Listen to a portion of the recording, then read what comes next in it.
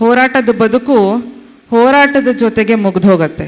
ಹೋರಾಟದ ಬದುಕು ದಾಖಲೆಯಾಗಿ ಉಳಿಯೋದು ತುಂಬ ಕಡಿಮೆ. ಯಾಕೆ ಅಂತಂದರೆ ನಾವು ದಾಖಲಿಸೋದು ಹೋರಾಟಗಳನ್ನು ಮಾತ್ರ. ಹೋರಾಟಗಾರರು ಹೆಚ್ಚು ಬರೆಯೋದು ಕರಪತ್ರಗಳನ್ನು, ಪುಸ್ತಕಗಳನ್ನು ಬರೆಯೋದು ತುಂಬ ಕಡಿಮೆ. ಅದು ನಾನು ನಮ್ಮ ತಂದೆ ಕೂಡ ಹೇಳ್ತಾ ಇದ್ದೆ, ಸಾಕು 67-68 ವರ್ಷ ಆಯಿತು, ಕೂತು ಬರೀರಿ. ಕನಿಷ್ಠ ಮುಂದಿನ ತಲೆಮಾರಿಗೆ ಇಷ್ಟು ವರ್ಷ ಮಾಡಿದಂತಹ ಹೋರಾಟಗಳ ಹಿಂದಿದ್ದಂತಹ ಮೂಲ ಚಿಂತನೆಗಳೇನು, ಆ ಹೋರಾಟದ ಉದ್ದೇಶ ಏನಾಗಿತ್ತು, ಯಾತಕ್ಕೋಸ್ಕರ ನೀವೆಲ್ಲ ಇಷ್ಟು ಕಷ್ಟಪಟ್ಟು ಹೋರಾಟ ಮಾಡಿದ್ರಿ ಅನ್ನೋದು ಮುಂದಿನ ತಲೆಮಾರಿಗೆ ಅರ್ಥ ಆಗಬೇಕು.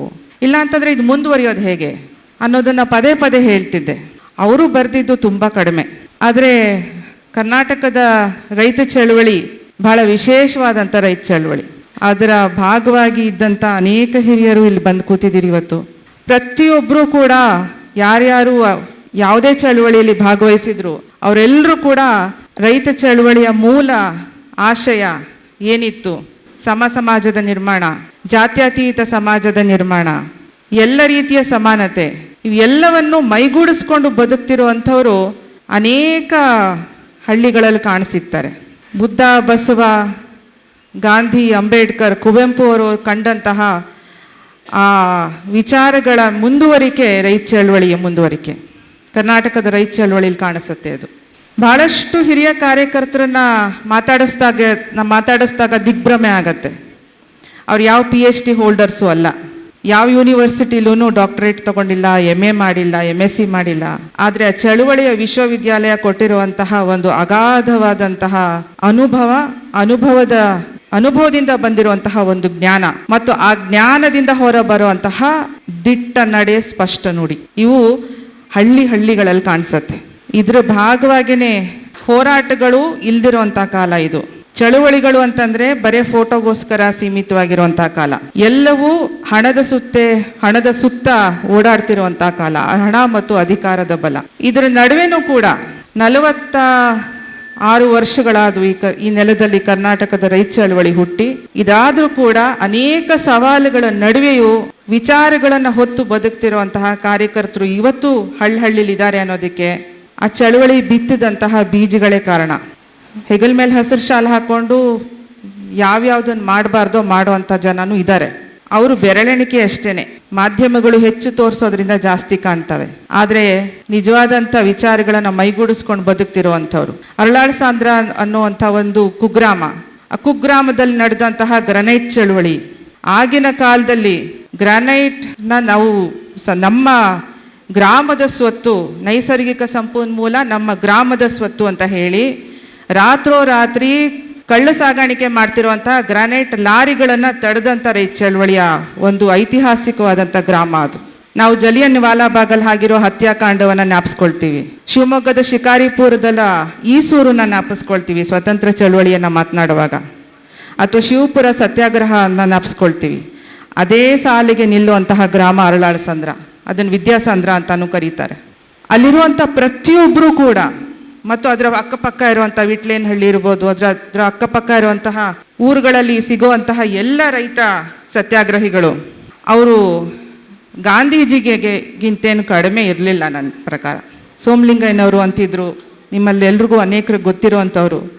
ಗಾಂಧಿವಾದವನ್ನು, ಗ್ರಾಮ ಸ್ವರಾಜ್ಯದ ಪರಿಕಲ್ಪನೆಯನ್ನು ಕೊನೆಯ ತನಕ ಕನಸ್ಕೊಂಡವ್ರು. ಅವರು ಕೊನೆಯ ತನಕ ಇದಾಗಬೇಕು ಅಂತ ಆಸೆ ಇಟ್ಕೊಂಡಿದ್ದವರು. ಅವರೆಲ್ಲರ ಒಂದು ಉತ್ಪನ್ನ ಅನ್ಬೋದು ಪುಟ್ಟಸ್ವಾಮಿ ಅವ್ರನ್ನ.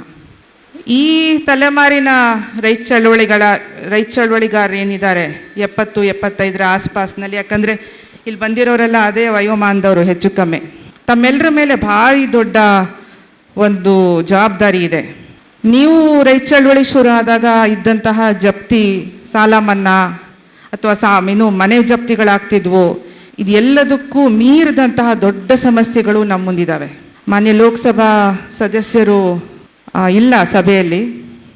ಕೇಂದ್ರ ಸರ್ಕಾರದ NCRB ರಿಪೋರ್ಟ್ ಪ್ರಕಾರ, ಕೇಂದ್ರ ಸರ್ಕಾರ ಹೇಳೋದು, ನಾವೇನು ಹೇಳ್ತಾ ಇಲ್ಲ ಇದನ್ನ, ನ್ಯಾಷನಲ್ ಕ್ರೈಮ್ ರೆಕಾರ್ಡ್ ಬ್ಯೂರೋ ಪ್ರಕಾರ ಕಳೆದ ವರ್ಷದ ಅಂಕಿಅಂಶಗಳನ್ನೇ ಹೇಳ್ತೀನಿ, ಕಳೆದ 10 ವರ್ಷಗಳಲ್ಲಿ ಆಗಿರೋದನ್ನೇನು ಹೇಳ್ತಾ ಇಲ್ಲ ನಾನು. ಪ್ರತಿ ಗಂಟೆಗೆ ಒಬ್ಬ ರೈತ ಈ ದೇಶದಲ್ಲಿ ಆತ್ಮಹತ್ಯೆ ಮಾಡ್ಕೊಳ್ತಿದ್ದಾನೆ. ಪ್ರತಿ ಗಂಟೆಗೆ. ಈಗ ನಾವಿಲ್ಲಿ 4 ಗಂಟೆ ಕಾರ್ಯಕ್ರಮ ನಡೆಸ್ತಿದ್ದೀವಿ ಅಂತಂದರೆ 4 ರೈತರು ಎಲ್ಲೋ ಒಂದು ಕಡೆ ಆತ್ಮಹತ್ಯೆ ಮಾಡ್ಕೊಂಡಿರ್ತಾರೆ. ಅದು ಒಂದು ಕಡೆ ಆದರೆ, ಇನ್ನೊಂದು ಕಡೆ ನಮಗೆ ಭೂಮಿ ಬಿಟ್ಟು ಬೇರೆ ಏನೂ ನಮ್ಮ ಕೈಯಲ್ಲಿ ಉಳಿಸಿಲ್ಲ. ನಮ್ಮ ಕೈಯಲ್ಲಿ ಏನಿದೆ? ಬಿತ್ತನೆ ಬೀಜ ಉಳಿಸಿಲ್ಲ, ತಾಂತ್ರಿಕತೆ ಇಲ್ಲ, ಮಾರುಕಟ್ಟೆ ಇಲ್ಲ. ಎಲ್ಲವನ್ನೂ ನಾವು ಸರ್ಕಾರಕ್ಕೆ ಧಾರೆ ಎಳೆದು ಜಾಗತೀಕರಣದ ಬಲಿಪಶುಗಳಾಗಿ ಬದುಕ್ತಿದ್ದೀವಿ. ಇದರ ನಡುವೆ ಭೂ ಸ್ವಾಧೀನ ಅನ್ನೋದು, ಅದರಲ್ಲೂ ನಗರಗಳ ಸುತ್ತಮುತ್ತ ಇರುವಂಥ ಊರುಗಳಲ್ಲಿ ಭೂ ಸ್ವಾಧೀನ ಅನ್ನುವಂಥದ್ದು ಬಹಳ ದೊಡ್ಡ ಮಟ್ಟದಲ್ಲಿ ನಡೀತಾ ಇದೆ. ನಮ್ಮ ಹತ್ರ ಇರುವಂಥ 3/4 ಎಕರೆ, 1 ಎಕರೆ, 2 ಎಕರೆ ಕೂಡ ನಾವು ಉಳಿಯೋದಿಲ್ಲ. ಇದನ್ನು ಬಹಳ ಸ್ಪಷ್ಟವಾಗಿ ನಾವು ಅರ್ಥ ಮಾಡ್ಕೋಬೇಕು. ಯಾಕೆ ಅಂತಂದರೆ ನಮಗೆ ಭೂಮಿ ಸಾಕಪ್ಪ, ಬೇಡ, ನಮ್ಮ ಕೈಗೊಂದಷ್ಟು ಹಣ ಸಿಕ್ಕರೆ ಸಾಕು, ಎಲ್ಲೋ ಒಂದು ಕಡೆ ಬದುಕೊಂಡು ಹೋಗೋಣ ಅನ್ನುವಂತಹ ಒಂದು ಕೃತಕವಾದಂಥ ವಾತಾವರಣನ ಸೃಷ್ಟಿ ಮಾಡಿ ಆಗಿದೆ. ನಾಳೆ ಒಂದು ದೊಡ್ಡ ಹೋರಾಟ ನಡೀತಾ ಇದೆ ದೇವನಹಳ್ಳಿ ಅಂತಾರಾಷ್ಟ್ರೀಯ ವಿಮಾನ ನಿಲ್ದಾಣದ ಪಕ್ಕ 1770 ಎಕರೆಗಳಷ್ಟು ಭೂಮಿಯನ್ನ ಎಲ್ಲ ಸಮುದಾಯಕ್ಕೆ ಸೇರಿರುವಂತಹ ಸಣ್ಣ ಸಣ್ಣ ರೈತರು ಬದುಕ್ತಿರುವಂತಹ ಭೂಮಿಯನ್ನ ಕಸ್ಕೊಳ್ಳೋ ಅಂತಹ ಏನು ಪ್ರಯತ್ನ ನಡೀತಿದೆ. ಫೈನಲ್ ನೋಟಿಫಿಕೇಶನ್ ಹೋಗಿದೆ. 4 ವರ್ಷಗಳಿಂದ ಹೋರಾಟ ನಡೀತಿದೆ.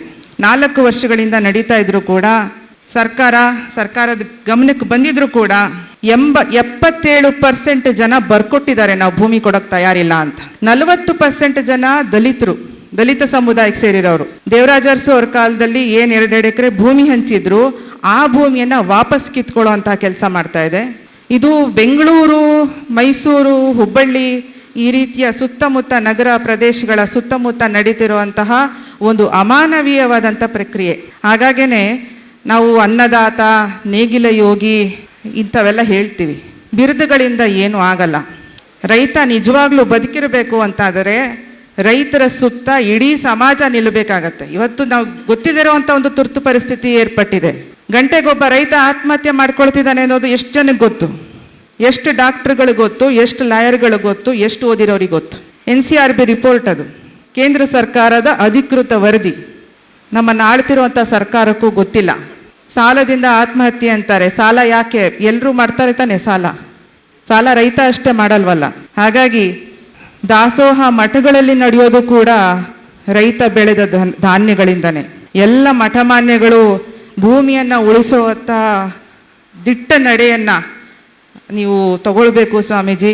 ನಾಳೆ ನಡೀತಿರುವಂತಹ ಹೋರಾಟ ಏನಿದೆ ಅದಕ್ಕೆ ತಮ್ಮ ಬೆಂಬಲ ಕೊಟ್ಟರೆ ಮಾತ್ರ ಪುಟ್ಟಸ್ವಾಮಿ ಅವರಿಗೆ ನಿಜವಾದ ಆದಂಥ ಗೌರವ ಕೊಟ್ಟಂಗಾಗತ್ತೆ. ಯಾಕೆ ಅಂತಂದರೆ ಇದು ಔಪಚಾರಿಕವಾದಂಥ ಬದುಕಿಲ್ಲ ಪುಟ್ಟಸ್ವಾಮಿ ಅವರು. ಔಪಚಾರಿಕವಾದಂಥ ಬದುಕು ಅವರಿಗೆ ಇನ್ನೂ ವಾಕ್ಚಾತುರ್ಯ ಇದೆ, ಬೌದ್ಧಿಕತೆ ಇದೆ, ಯೋಚನೆ ಮಾಡೋ ಶಕ್ತಿ ಇದೆ. ಸಾವಿರಾರು ಜನರನ್ನ ಸೆಳಿಬಲ್ರು ಅವ್ರ ಮಾತುಗಳಿಂದ. ರಾಜಕಾರಣಕ್ಕೆ ಹೋಗಿದ್ದಿದ್ರೆ ಇಷ್ಟೊತ್ತಿಗಾಗಲೇ MLA MP ಆಗಿರೋರೇನೋ. ಆ ರೀತಿಯ ಬದುಕುಗಳನ್ನು ಅವರು ಬದುಕಕ್ಕೆ ಹೋಗಿಲ್ಲ. ಹಾಗಾಗಿ ನಾಳೆ ನಡೀತಿರುವಂಥ ಭೂಸ್ವಾಧೀನ ವಿರುದ್ಧದ ಚಳುವಳಿಗೆ ಡಾಕ್ಟರ್ ನಿರ್ಮಲಾನಂದ ಮಹಾಸ್ವಾಮಿಗಳು ಅದಕ್ಕೆ ತಾವೆಲ್ಲರೂ ಕೂಡ ಬೆಂಬಲ ವ್ಯಕ್ತಪಡಿಸೋದ್ರ ಮೂಲಕ ಅಲ್ಲಿರುವಂಥ ಎಲ್ಲ ರೈತರ ಜೊತೆ ನಿಲ್ಲುವಂಥ ಕೆಲಸ ಮಾಡಬೇಕು. ಆ ಮೂಲಕ ಬೆವರ ಹನಿಗೆ ನಿಜವಾದಂಥ ಗೌರವವನ್ನು ಕೊಡಬೇಕು. ದಿಟ್ಟ ನಡೆ, ಸ್ಪಷ್ಟ ನುಡಿಯಲ್ಲಿರೋದು. ಸಣ್ಣ ಸಣ್ಣ ರೈತರು, ತಾಯಂದ್ರು ತುಂಬ ಸ್ಪಷ್ಟವಾಗಿ ಹೇಳ್ತಿದ್ದಾರೆ, ಯಾವ ಮಿನಿಸ್ಟ್ರು ಬಂದರೂ ನಾವು ಕೊಡೋದಿಲ್ಲ ಅಂತ. ಆ ಚಳುವಳಿಗೆ ಕಸು ತುಂಬುವಂಥ ಕೆಲಸ ತಾವು ಮಾಡಬೇಕು ಅಂತ ಕೇಳ್ಕೊಳ್ತಾ ಈ ಕಾರ್ಯಕ್ರಮವನ್ನು ಏರ್ಪಡಿಸಿ ಇಷ್ಟು ಸುಂದರವಾದಂಥ ಎರಡು ಪುಸ್ತಕಗಳು ಬಹಳ ಅರ್ಥಪೂರ್ಣವಾದಂಥ ಹೆಸರುಗಳನ್ನು ಇಟ್ಟಿರುವಂಥದ್ದು. ಬೆವರ ಹನಿಯ ದಿಟ್ಟ ನಡೆ ಮತ್ತು ಸ್ಪಷ್ಟ ನುಡಿಯನ್ನು ನಾವು ಗಟ್ಟಿಯಾಗಿ ಕೂಗಿ ಹೇಳುವಂಥ ಕಾಲ ಇದು.